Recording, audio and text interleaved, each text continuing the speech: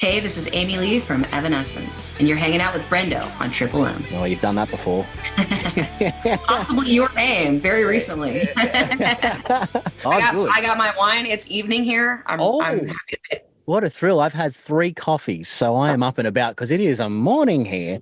I And know. very excited to have you back in August. What can fans expect from this run of shows? Because I feel it's going to run the gamut because you've got a milestone to mark, but you've got some new songs to play as well. We do. We have a lot to do. Mm. We're very excited to come back. I absolutely love when we get to come to Australia. It feels like a special treat. I don't know. I consider myself very lucky to be able to do what I do and have it take us around the world. So, we haven't like totally planned out the set list yet. We have a bunch of options in the bag. But we're just excited to see everybody and play all the music that we can. It has been a big milestone year. We're so grateful. 20 years. That's insane. Well, 20, It's 20 years of your debut record, that's right, Fallen. What's your relationship with that record now, 2 decades on? Because, I mean, your relationships, much like with people, they ebb and they flow and they evolve and they devolve. So where are you at the moment with it? that song has its own life. Like, I feel like that in itself is a relationship, and especially, well, Bring Me to Life and My Immortal, like our oldest songs, especially those two. Yeah. They have really grown in meaning for me over the years. And what I'm thinking about, what I'm feeling when we're performing those songs is about our history with the fans and about concerts past and all we've been through and all we've overcome and all the beautiful times. I feel I would say that my relationship with Bring Me to Life is a beautiful one. It's been a very life-giving thing, not just for me, but I know for a lot of people all over the world, and that's the biggest gift. That's right. And obviously you found a lot of success early with the band, a couple of Grammy Awards, and that's, a wonderful accolade to have. Did it put any pressure on you though, for subsequent records that, these next records need to reach the same heights? I don't know if I would say that like awards put pressure on. I think that the pressure was on myself to be able to, the pressure was on immediately with Bring Me to Life because our first song had a guest vocalist in it.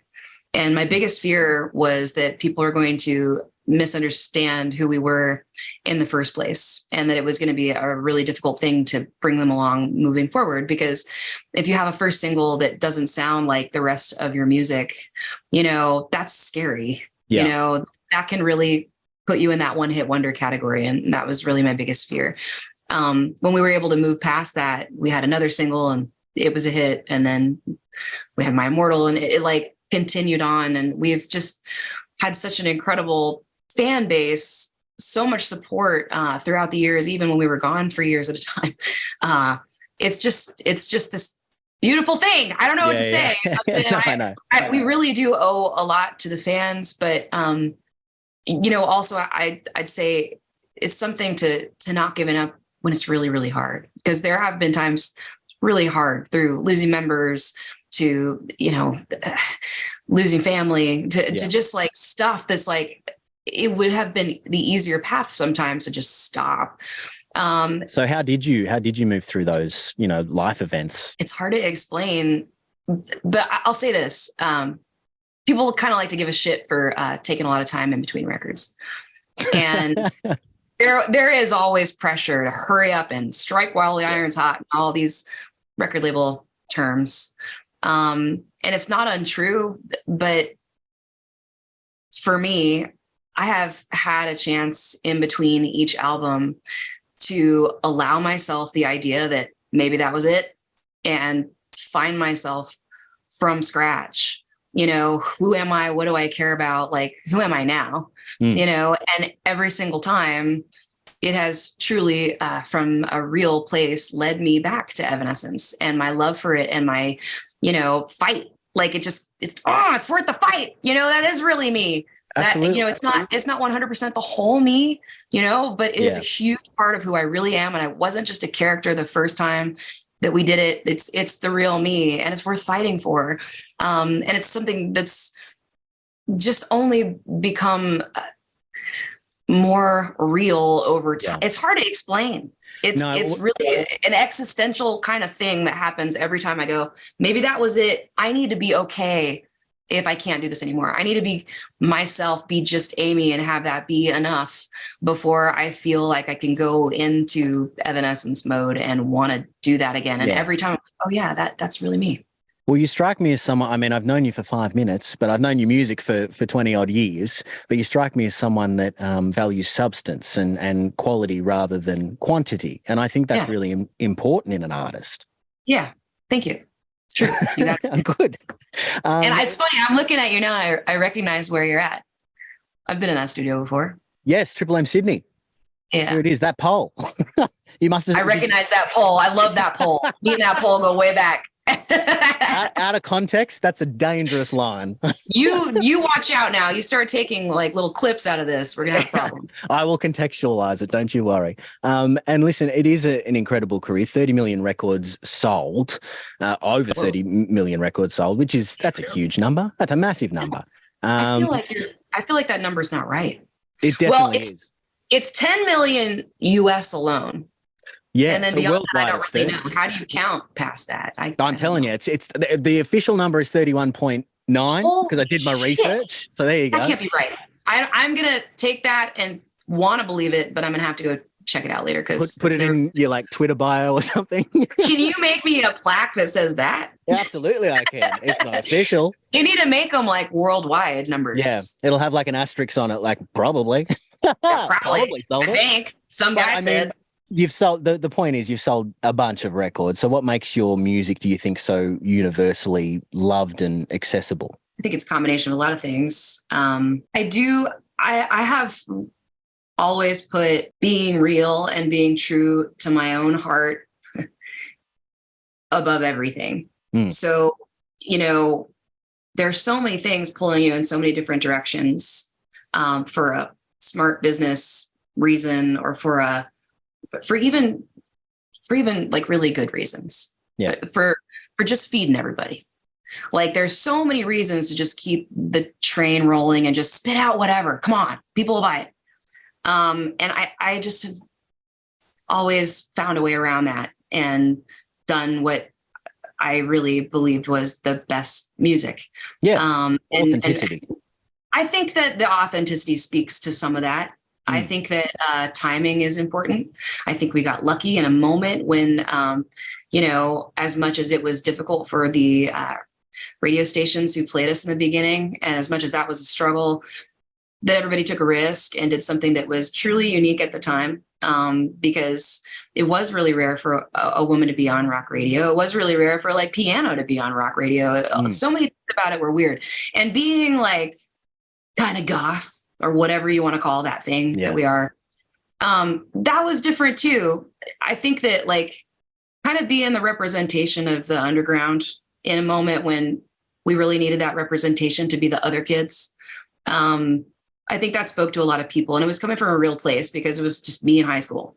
Me in high school was just like feeling not gotten, not understood, frustrated, and felt like I was not seen for my true potential. And there is so much amazing potential in people that are underestimated. And it's a cool thing to see somebody who's the unexpected, like win a Grammy Award. So I think that for us to be able to be that dark horse character was cool. And it was up against, all odds. And I think that a lot of the bands that I truly love, that I've followed my whole life, they all sort of broke a mold. They all kind of came out in a time when it didn't sound like something else. It was, somebody doing something a little bit dangerous, a little bit risky. Who are some of those bands? Name drop for me. Who, Nirvana, Bjork, God, I'm trying to think. Garbage, Smashing Pumpkins. So many people, so many of my favorite bands. Being able to be a teenager in the 90s was some great training. Because for me, what I took away from it so often was that the things that I loved about artists, that I loved was just their total realness. It just felt like it was all about, don't try to gloss it up. Don't try to make it perfect. Just be your weirdest self, like be your whole person and make music that sounds like nothing else.